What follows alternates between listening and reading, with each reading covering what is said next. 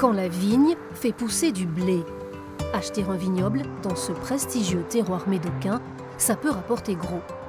Un joli pactole très convoité par des investisseurs qui n'ont rien à voir avec le vin. Des banques, des assurances, des multinationales fortunées. De quoi donner des idées aux maires de Ludon-Médoc. Il faut aujourd'hui aider les petits châteaux et pourquoi pas se servir de cette manne financière des grosses propriétés pour aider les petits qui, eux, sont soumis à d'énormes contraintes et ont du mal à sortir la tête de l'eau. Et si les propriétés détenues par les grands groupes industriels et financiers mettaient un peu plus la main à la poche? C'est la proposition de ce maire bâtisseur. Pour faire face à la baisse des dotations de l'État, Benoît Simion suggère que les grands châteaux ne soient plus exonérés de contributions économiques territoriales, autrefois appelées taxes professionnelles. Ça relève de la justice fiscale qu'un boulanger paye sa taxe professionnelle. Au même titre, un château, qui plus est, qui est rattaché à une multinationale, contribue à l'effort des territoires pour l'entretien de nos routes, etc. Il ne s'agit pas de taxer les riches, mais de rétablir une plus grande équité fiscale. Son voisin, le maire de Cussac-Fort-Médoc, est plus nuancé.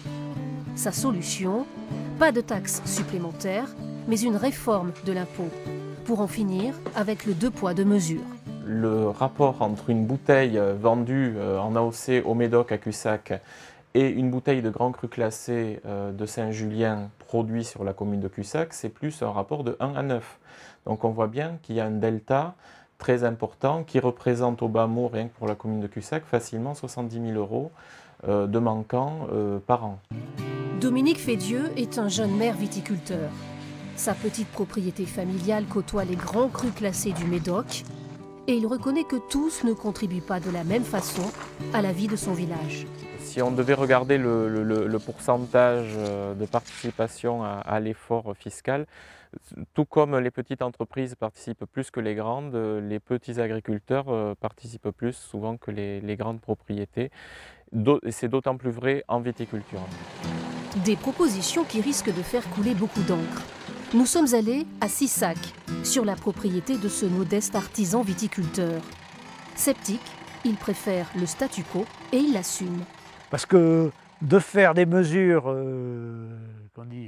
qui touchent que les grands, alors après la définition du grand, ça va être extrêmement compliqué. Si à l'arrivée, c'est pour on bataille des années, on fâche tout le monde pour toucher 15 personnes, ça risque d'accroître les dissensions locales pour peut-être un résultat pas extraordinaire.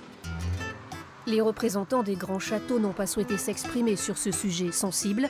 Hors caméra, ils estiment qu'ils paient déjà des impôts colossaux et contribuent à leur façon à la vie locale en créant des emplois.